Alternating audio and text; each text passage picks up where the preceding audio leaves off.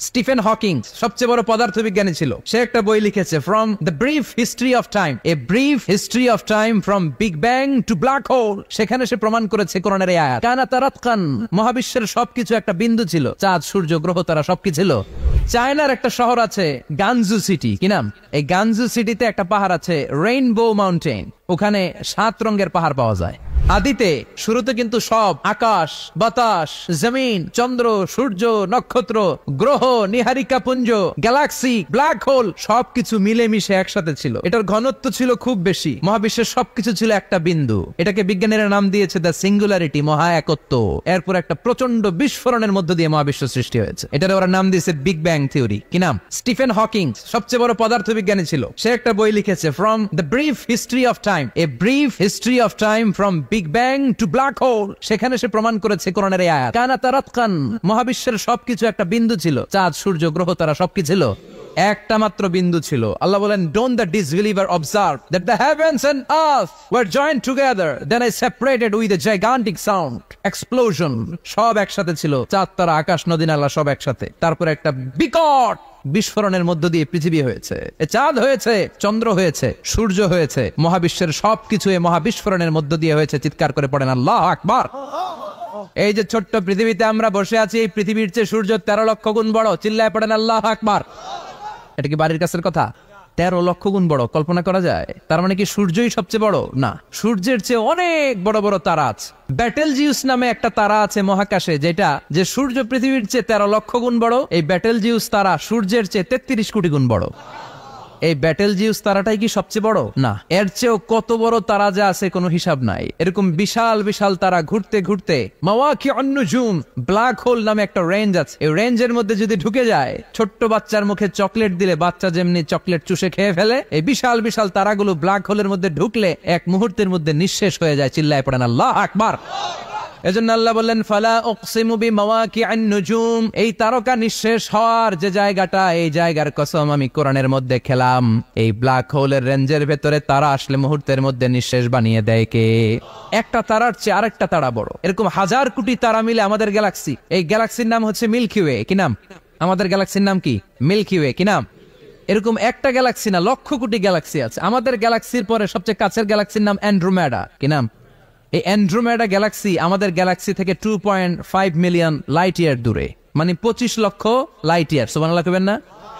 আলোর গতি হচ্ছে পৃথিবীতে সবচেয়ে বেশি বর্তমান সময় পর্যন্ত। জানেন সেকেন্ডে কত মাইল? 1,86,000 মাইল। 1 সেকেন্ডে আলো ছুটে 1,86,000 মাইল বেগে।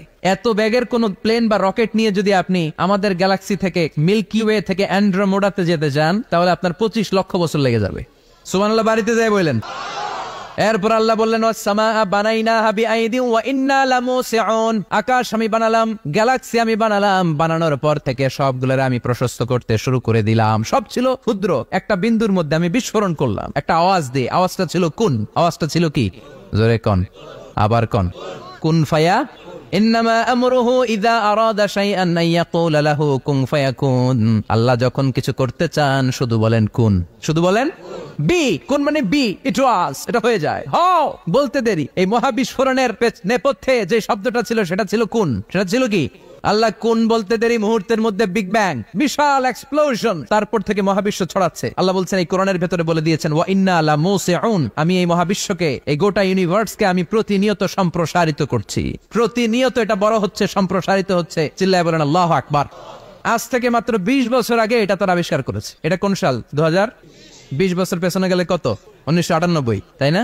এই 1998 সালে তারা আবিষ্কার করেছে সুপারনোভা কসমোলজি প্রজেক্ট। এই সুপারনোভা কসমোলজি প্রজেক্টে তারা এই সিদ্ধান্তে এসেছে যে মহাবিশ্ব কুন নামক এক বিস্ফোরণের পর থেকে যে সম্প্রসারিত হচ্ছে, আজ পর্যন্ত এটা শুধু বাড়ছে আর বাড়ছে, অ্যাক্সেলারেটিং হচ্ছে, এক্সপান্ডিং হচ্ছে, এটা কমছে না। কিয়ামত পর্যন্ত এটা বাড়তেই থাকবে। চিৎকার করে পড়েন আল্লাহু আকবার। এজন্য আল্লাহ বললেন, ইয়াসিন ওয়াল কোরআনিল হাকিম, বিজ্ঞানময় প্রজ্ঞাময় কোরআনের শপথ। এই কোরআনের ভেতরে আমি কসমোলজির কথা বলেছি, অ্যাস্ট্রোলজির কথা বলেছি, জিওলজির কথা বলেছি, ফিজিক্সের কথাও বলেছি। সুবহানাল্লাহ। ফিজিক্স মানে কি? পদার্থ। পদার্থের সবচেয়ে বড় উপাদান হচ্ছে লোহা। লোহার কথা কিন্তু কোরআনে নাই। আছে? কই আছে? হ্যাঁ, সূরাতুল হাদিদ, লোহার নামে একটা সূরা দিয়েছে আল্লাহ কোরআনে। সুবহানাল্লাহ পড়বেন না? সূরার নাম সূরাতুল হাদিদ। সূরার নাম কি? চিল্লায় বলেন, সূরার নাম সূরাতুল হাদিদ, হাদিদ মানে লোহা। আল্লাহ বললেন ওয়া আনজালনাল হাদিদা ফীহি বাসুন শাদীদ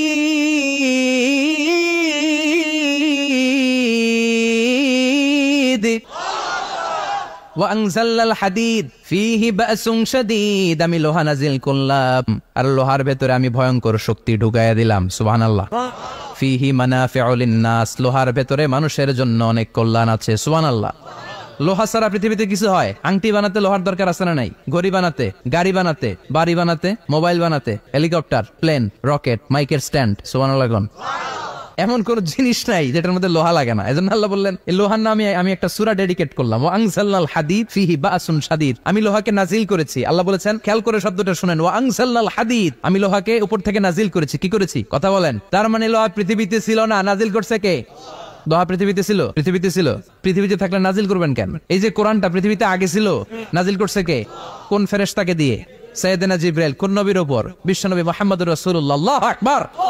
তার মানে ওহী পৃথিবীতে ছিল না, আল্লাহ উপর থেকে নাজিল করেছেন। নুজুল মানে উপর থেকে নিচের দিকে আসা। এই নুজুল শব্দ ব্যবহার করে আল্লাহ বললেন ওয়া আনজালনাল হাদিদ, লোহাকে আমি নাজিল করেছি। তার মানে লোহা পৃথিবীর উপাদান নয়, লোহা এসেছে উপর থেকে। কোন সুবহানাল্লাহ। বিজ্ঞানীরা, পদার্থবিদ যারা গবেষণা করে এটাই পেয়েছেন, লোহা আসলে পৃথিবীর না। লোহা পৃথিবীতে উৎপাদন করা হয় নাই।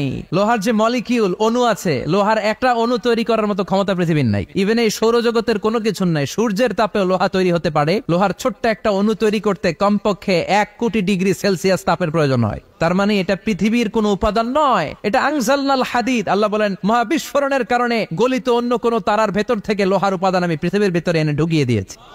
তার মানে পদার্থের কথা কোরআনে আছে না নাই? সুবহানাল্লাহ কইবেন না? এরপরে বায়োলজির কথা আছে না নাই? বায়োলজিক্যাল অ্যাসপেক্ট অফ মাউন্টেন্স, কেমন করে পাহাড়ি রেঞ্জ তৈরি হলো, আছে না নাই? ওয়াজআলনাল জিবালা আওতাদা, পাহাড়কে আমি পেরেক মেরে দিয়েছি। ওমিয়া কাঠের ভেতরে যখন পেরেক মারেন, পেরেকের বেশিরভাগ অংশ কাঠের ভেতরে ঢুকে যায়, উপরে দেখা যায় সামান্য, ঠিক কিনা? তো লোহা যদি আল্লাহ পেরেক মারেন, উপরে যা দেখা যায় এটা সামান্য, আসল পাহাড় তো মাটির নিচে। সুবহানাল্লাহ কইবেন না? আসল পাহাড় কোথায়? পেরেক যদি কাঠের মধ্যে ঢুকিয়ে দেন, পুরো পেরেকটা কাঠে ঢুকে যায় না? উপরে দেখা যায় কদ্দুর? সামান্য। পাহাড়ের যা আপনি দেখেন, এটা তো পেরেকের মাথা। পুরো পাহাড়টা আল্লাহ জামিনের ভেতরে গেড়ে দিয়েছেন। চিল্লায় পড়েন আল্লাহু আকবার। আবার আল্লাহ বললেন অমিনাল জিবালি জুদাদুম বিদু ওয়া হুমরুম মুখতালিফুন আলওয়ানু, আসরা নাই ওয়া গারাবিবু সুদ। আল্লাহ বলেন নানা রঙের পাহাড় পর্বত মহাবিশ্বে আমি তৈরি করেছি। কোন পাহাড় হচ্ছে রক্তিম বর্ণের, কোন পাহাড়কে বানিয়েছি আমি কৃষ্ণ বর্ণের, কোন পাহাড়কে বানিয়েছি আমি শুভ্র বর্ণের, কোন পাহাড়ের রং কালো, কোনটা সাদা, কোনটা নীল, আসরা নাই। মহাবিশ্ব যখন তৈরি হয়েছে, পৃথিবীর মধ্যে 7টা টেকটনিক প্লেট তৈরি হয়েছে। 7 tectonic plates create the mountain range on earth. পৃথিবীতে এই পাহাড় তৈরির কারণ হচ্ছে 7টা প্লেট, এগুলোর 7 টেকটনিক প্লেট বলে। এই প্লেটগুলোর কারণে পৃথিবীতে এই রং বেরঙের পাহাড় তৈরি হয়েছে। কত রঙের যে পাহাড় আছে। আরব বিশ্বে পাথরের পাহাড়, বাংলাদেশে মাটির পাহাড়, ব্রুনাই, সিঙ্গাপুর, ইন্দোনেশিয়াতে যদি যান আরেক ধরনের পাহাড়। চায়নার একটা শহর আছে গানজু সিটি, কি নাম? এই গানজু সিটিতে একটা পাহাড় আছে রেইনবো মাউন্টেন, ওখানে 7 রঙের পাহাড় পাওয়া যায় এক জায়গায়। সুবহানাল্লাহ কইবেন না? রেইনবো মানে কি? রংধনু। রংধনুর কয় রং? কথা কন। ছোটবেলা আমরা মুখস্থ রাখতাম বেনিয়া সহকলা, বেতে বেগুনি, নিতে নীল, আতে আসমানি, শতে সাদা, হতে হলুদ, কতে কালো, লাতে লাল। সুবহানাল্লাহ নাই? মনে রাখার কি অসাধারণ পদ্ধতি। এই রেইনবো মাউন্টেন, রংধনুর 7 রঙের পাহাড় এক জায়গায় পাওয়া যায়। এখানে সাদা পাহাড়, এখানে সবুজ পাহাড়, এখানে নীল পাহাড়, ওখানে লাল পাহাড়, এখানে কালো পাহাড়। এই চায়নার গানজু সিটিতে আল্লাহ তাআলা 7 রঙের পাহাড় এক জায়গায় রেখেছেন। চিৎকার করে বলেন আল্লাহু আকবার। তার মানে বায়োলজির কথাও কোরআনের ভেতরে আছে না নাই? এরপর আল্লাহ বললেন কেমন করে আকাশ থেকে আমি পানি নাজিল করে, এটাও কোরআনে আছে না নাই? আমরা ছোটবেলা পড়েছি ওয়াটার সাইকেল, হাইড্রোলজিক্যাল সাইকেল, কেমন করে সূর্যের তীব্র তাপ সাগর থেকে পানিকে জলীয় বাষ্প করে উপসে নেয়, উপরে নিয়ে সেটাকে পুঞ্জীভূত করে দেয়, ঘনীভূত করে দেয়, মেঘ হয়ে যায়, সেখান থেকে ঝিরি ঝিরি ঝিরি ঝিরি বৃষ্টি পড়ে, আছে না নাই? ওই বৃষ্টি পেয়ে আল্লাহর কাছে দোয়া করে না বিশ্বনবী বলেন রহমতের বৃষ্টির নিচে দাঁড়িয়ে কেউ যদি হাত তুলে দোয়া করে, ওই দোয়া কবুল করে কে? আবার আকাশের মধ্যে মেঘের ঘনঘটা দেখলে বিশ্বনবী পেরেশান হয়ে যেতেন, হয়রান হয়ে যেতেন, আর আল্লাহর কাছে বলতেন আল্লাহ এই মেঘ দিয়ে তুমি আমাদেরকে আযাব দিও না, তুমি আমাদেরকে গজব দিও না, তুমি আমাদেরকে শেষ করে দিও না, এই মেঘ থেকে তুমি আমাদেরকে রহমতের বৃষ্টি দাও। পড়ে না আমিন। বৃষ্টি দেখলে বিষ্ণু বলতেন আল্লাহুম্মা সাইয়িবান নাফিআ ইয়া গাউসু আগিসনা গাউসান মুগীসান মারিআন মারিআন নাফিআন গায়রা দার আজিলান গায়রা আজিল। হে আল্লাহ এই বৃষ্টি থেকে তুমি ঠান্ডা রহমতের পানি দাও। কি দাও? এই ওয়াটার সাইকেলের কথা আল্লাহ বলেছেন। আলাম তারা আন্নাল্লাহা ইউসজি সাহাবান কাফের নাস্তিক যেগুলো সমাজের আবর্জনা খড়কুটা, ওরা কি দেখে না কেমন করে আমি বাতাসকে জলীয় বাষ্প করে আকাশে তুলি, বায়ুমণ্ডলে নিয়ে যাই। সুম্মা ইউআল্লিফু বাইনাহুম, জলীয় বাষ্পগুলারে তখন আমি ঘনীভূত করি। সুম্মা ইয়াজআলুহু রুকামান, এরপরে আমি মেঘে পরিণত করি।